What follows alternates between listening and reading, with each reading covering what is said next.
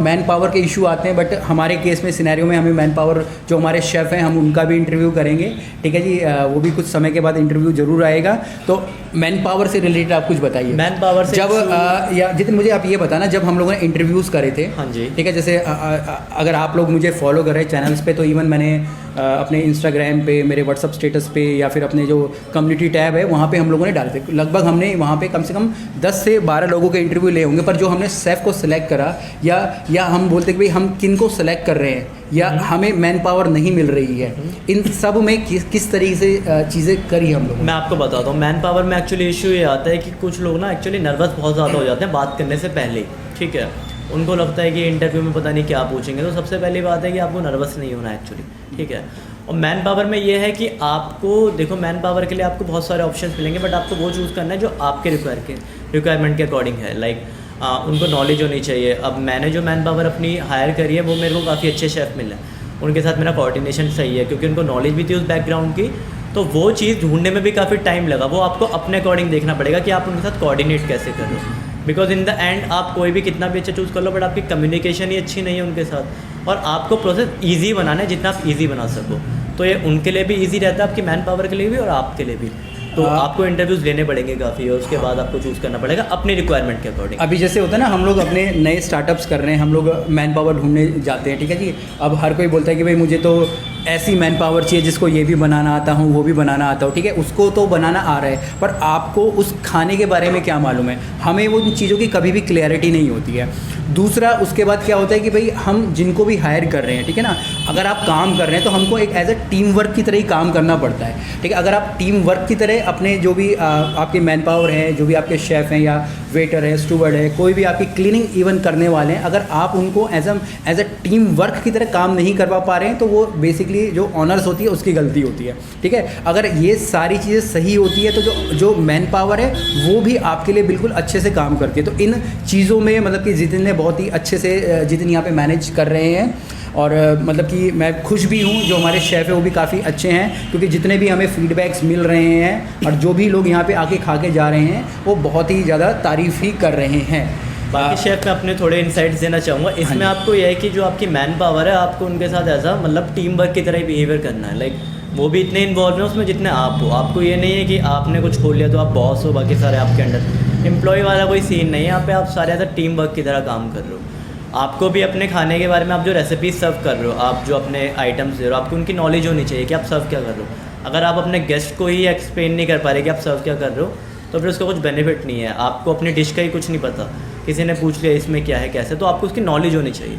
और सबसे बड़ी बात है कि आपको सब कुछ खिचड़ी नहीं पकानी है, लाइक बहुत ज़्यादा कंजस्टेड नहीं करना। लाइक आपकी अगर एक डिश है कॉन्टिनेंटल की या चाइनीज़ की, तो उसी पे आपको स्टिक करना है। आप ये नहीं कि उसमें एक में आप इंडियन भी घुसा लिया, आपने वो भी कर लिया, तो इससे काफ़ी ज़्यादा ना कंजस्टेड होगा, प्रोसेस ईजी नहीं रहता आपका। आप जितना प्रोसेस ईजी करोगे वो आपकी मैन पावर के लिए भी और आपके लिए भी उतना ही अच्छा रहेगा। वो लॉन्ग टर्म में बेनिफिशियल होता है आपके लिए। हम लोगों को यही लगता है कि भाई मैं ये भी बेचने लग जाऊँ, वो भी बेचने लग जाऊँ, सब कुछ ही हम लोग बेचने लग जाते हैं देखा जाए तो।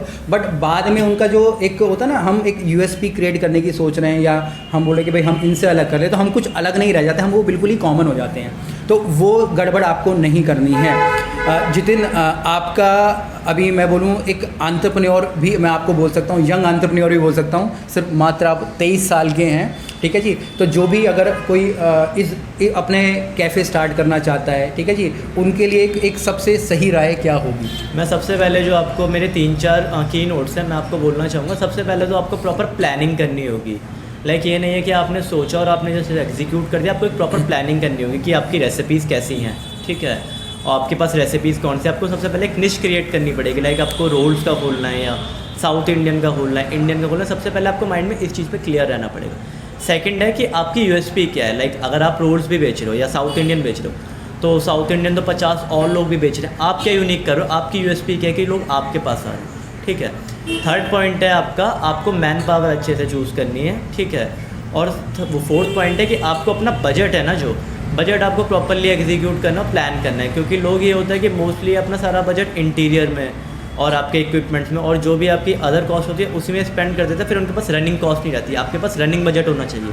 लाइक जो वर्किंग कैपिटल होती है ना, आपको स्टॉक्स आपको परचेज़ करने पड़ेंगे स्टार्टिंग में, क्योंकि स्टार्टिंग में इतना रेवेन्यू तो आएगा नहीं आपके पास।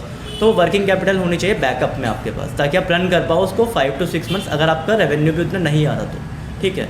और सबसे मेन चीज़ है कि आपको पेशेंस रखना है, इसमें अनरियलिस्टिक एक्सपेक्टेशन नहीं होनी चाहिए कि आपकी फर्स्ट मंथ में आप सोचो कि आपने खोला तो आपकी करोड़ों की सेल हो जाए, लाखों की सेल हो जाए। ये ऐसा कोई सीन नहीं होता, इसका आपको इसको लॉन्ग टर्म में देखना है। लॉन्ग टर्म में आप देखोगे, इसको अपना विजन क्लियर रखोगे, तभी आप आगे इसको ग्रो कर पाओगे थ्रू फ्रेंचाइजी या फिर थ्रू आपका जो भी आगे इसको आपको पार्टनरशिप करनी है, आपको उसके शेयर्स किसी को सेल करने हैं उस टाइप का।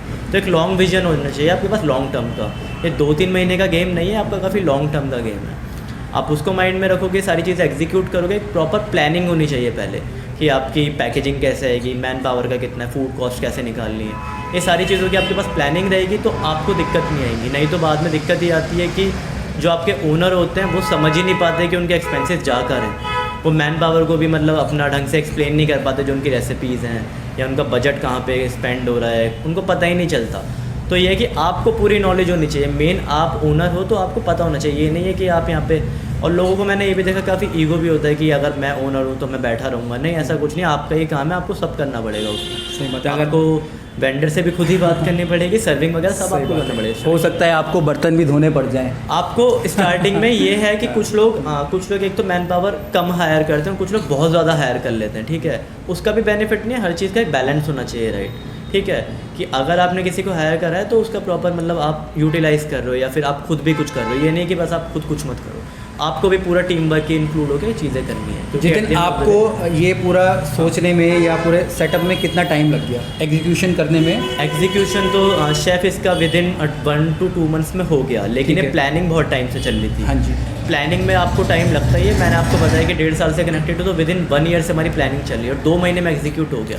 और एक चीज़ और, आप जितना जल्दी एग्जीक्यूट करोगे उतने बेनिफिट है, क्योंकि रुकने का फ़ायदा नहीं है अगर आपने कर रखी चीज़ें, क्योंकि फिर वो सही राइट टाइम का वेट करोगे वो कभी आएगा भी नहीं। सही बात है।